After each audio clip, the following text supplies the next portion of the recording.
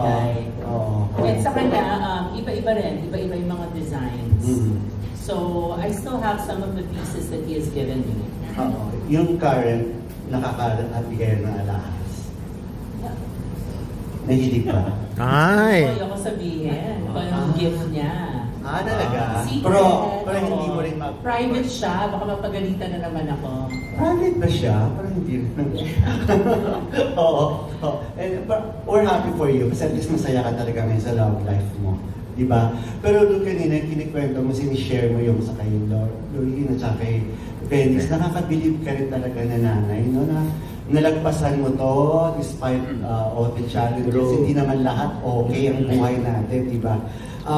Pinaaral mo ang ganda ng school ni Loreen at ni Venice. Dumating din ba may dumating ba ng times na kailangan mo na rin magbenta ng alahas para lang talaga matuloy-tuloy mo yung mga kailangan ng mga anak mo?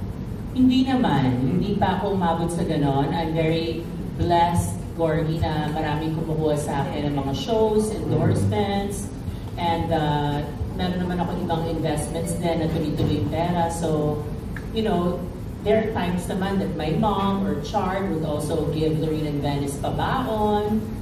So, tulong-tulong din sila minsan. So, pag may extra money si mommy, she would also give. Pero, hindi pa umaabot sa ganon. And sana hindi, kasi si Loreen nagtatrabaho na rin. And she will be finished by early next year. So, isa na lang ang basically pag-aaralin ko sa abroad.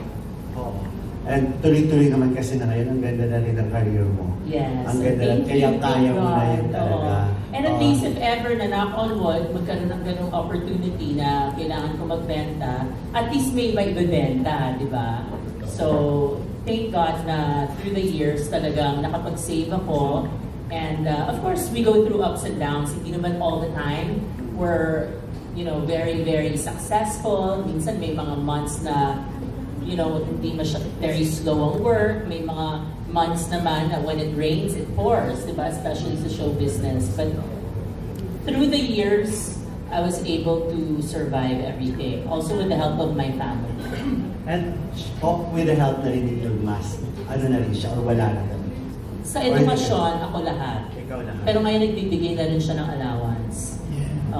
So I don't want to say things that are not true. Sa education ng mga bata, I am still the sole provider. And I'm proud of that. So, unless siguro bumalik ako sa Istanbul, naalagaan na ako ni Ilmas, pero that's going to be impossible. Nakuha mo ba yun sa safe, yung sa alahas na yun? Hindi nga eh. Wala na? Pero okay lang. Hindi ka mag-demand?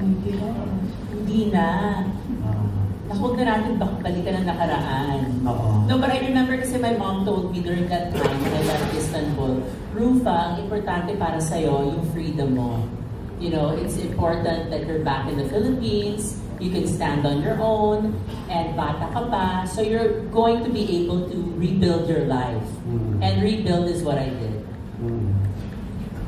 Thank you. Lastly, Rufa, ano na lang pwede mo ma-share? Of course, our advice sa mga mother, sa mga single mom, kagaya ng mga pinagdadaanan mo? Well, ang advice ko, hindi lang sa mga single moms, sa mga moms din who are in troubled relationships. Kasi marami rin ako mga kaibigan so, willing pa ba siyang tumanggap that are ng not engagement happily married, but they're stuck willing in a pa siyang tumanggap relationship ng engagement na parang feeling nila there's no way out. I think if you're in that situation, it just takes courage, prayers, and lots of support from friends.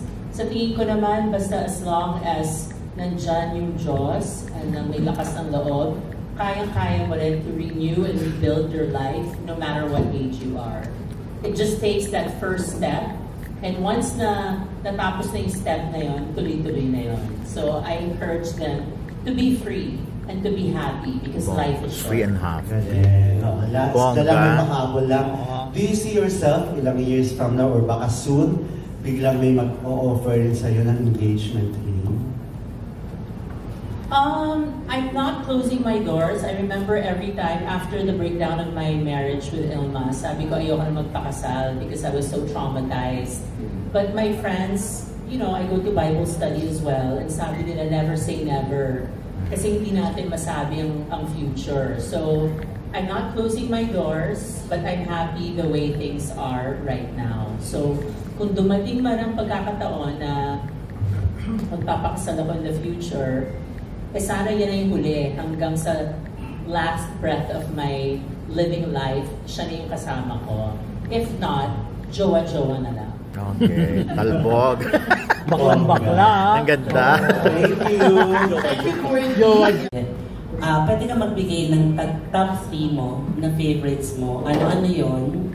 Ano-anong stones yun? Or alahas? Bracelet ba? Quintas ba?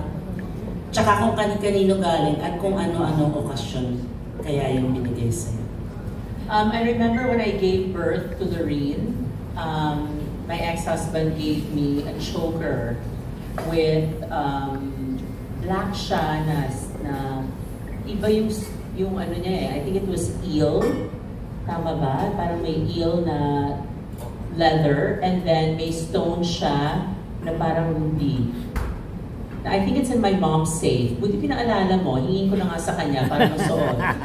Masuot ko sa birthday ko. But that's one. Very unique siya because it's made in Turkey.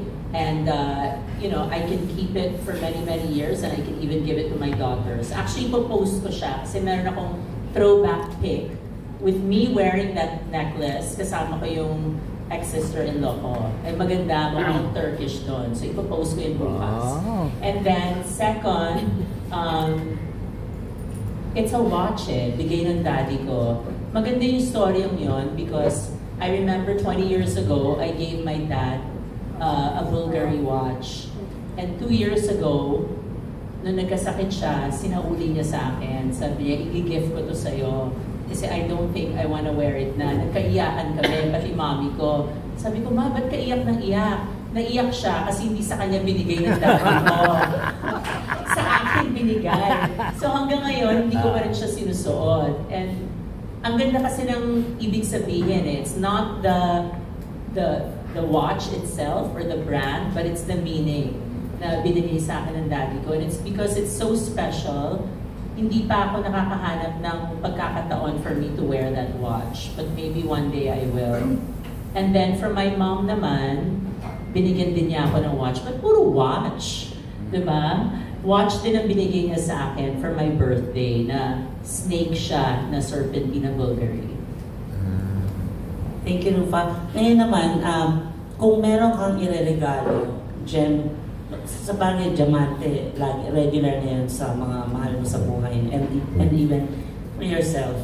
Kung meron kang ireregalo sa mga mahal mo sa buhay, babae, mga lalaki, ano-ano yung gem, particular stones na yon at bakit?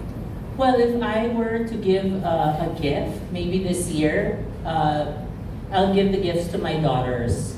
Kasi, you know, they've been studying so hard, hindi nila ako binibigyan ng problema, mabait sila, they're mature. Iba na yung mga bata ngayon, they're very independent and career-oriented. So I will have Sir Harry design a particular necklace na cute lang with their initial L for Lorene and V for Venice with the matching birthstone.